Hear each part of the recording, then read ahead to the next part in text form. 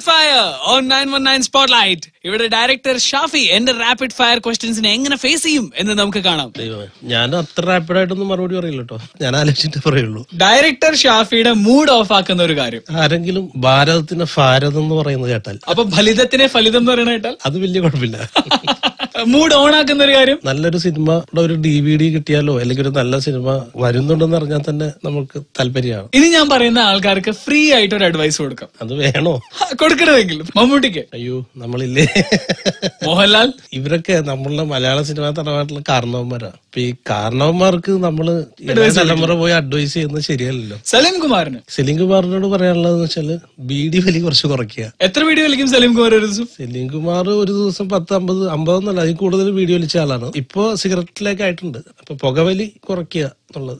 പൃഥ്വിരാജിനോട് advice കൊടുക്കണമെങ്കിൽ രാജുവിനോട് എനിക്ക് പറയാനുള്ളത്, ഭയങ്കരമായിട്ട് ബോഡി ബിൽഡിങ്ങിന് വേണ്ടിയിട്ട് ഒത്തിരി കഠിനാധ്വാനം ചെയ്യുന്ന ഒരാളാണ് രാജു. അപ്പൊ അങ്ങനെ ചെയ്യുന്നത് നല്ലത് തന്നെയാണ്. പക്ഷെ അങ്ങനെ ഒരുപാട് ഓവറായിട്ട് ചെയ്യുമ്പോൾ മുഖ സൗന്ദര്യം കളയാതെ സൂക്ഷിക്കണം. അത് അങ്ങനെ പറയാൻ കാരണം എന്റെ ഒരു പടത്തില് ലോലിപോപ്പ് എന്ന് പറയുന്ന സിനിമയിൽ തന്നെ പല സീനിലും രാജുവിനെ കണ്ടു കഴിഞ്ഞാൽ പട്ടിണി കിടന്ന മാതിരി തോന്നുന്നു നമുക്ക്. ഇനിയിപ്പോ കുറച്ച് ജനറൽ നോളജ് ക്വസ്റ്റ്യൻസ് ആണ്. നമ്മുടെ ജലവിഭവ വകുപ്പ് മന്ത്രി ആരാണ് കേരളത്തിന്റെ? വിജയ ജോസഫ് അല്ലേ? എക്സാക്ട്ലി. ഷേക്സ്പിയറിന്റെ മെർച്ചന്റ് ഓഫ് വെനീസ് എന്ന് പറഞ്ഞിട്ടൊരു വർക്ക് ഉണ്ട്. അതിലെ മെർച്ചന്റിന്റെ പേരെന്താണ്? ഷൈലോക്ക് അല്ല. അയ്യോ, ഷൈലോക്ക് മറ്റേ പലിശക്കാരനാണല്ലേ, ആ പേര് മറന്നുപോയി. അന്റോണിയോ അല്ലേ?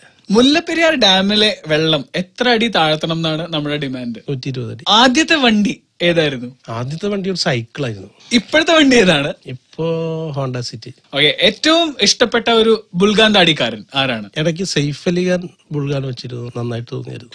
ഈ ബുൾഗാൻ വെക്കുന്നത് ഒരു ബുജ്ജി ലുക്ക് കിട്ടാൻ വേണ്ടിട്ടാണോ? ബുജ്ജി പണ്ട് ഇപ്പൊ സൈക്കാട്രിസ്റ്റിന്റെ ഒരു സിനിമയിലൊക്കെ കാണിച്ചാൽ ഒരു ബുൾഗാൻ വെച്ചെടുക്കും. ബുദ്ധിജീവിയാണ്. ഷാഫി എപ്പോ കണ്ടാലും പൊട്ടിച്ചിരിക്കുന്ന ഒരു കോമഡി സീൻ ഏതാ സിനിമയിലെ? കിലുക്കത്തില് ഇന്നസെന്റ് ചേട്ടൻ ലോട്ടറി അടിച്ചെന്ന് വിശ്വസിച്ചിട്ട് വന്നിട്ട് തിലകൻ ചേട്ടൻ വന്നിട്ട് ചീത്ത വിളിക്കുന്ന ഒരു സീൻ ഉണ്ടല്ലോ, അതാണ്. രാംജി റാവ് സ്പീക്കിംഗ് ഷാഫി 30 പ്രാവശ്യം കണ്ടു എന്നാണ് പറയുന്നത്. അപ്പൊ അതിലെ ഒരു ഡയലോഗ് പറയാൻ പറഞ്ഞാൽ, അത്തായച്ചനുണ്ടോ എന്നറിയാൻ വന്നതാണ് എന്ന് പറയുമ്പോ ഉണ്ടില്ല, ഉണ്ണാൻ പോകുന്നേ ഉള്ളൂ എന്ന് പറയല്ലോ. അത്തരം ഒരുപാട് നമ്പറുകളുള്ള ഒരു സിനിമയായിരുന്നു രാംജി റാവ്.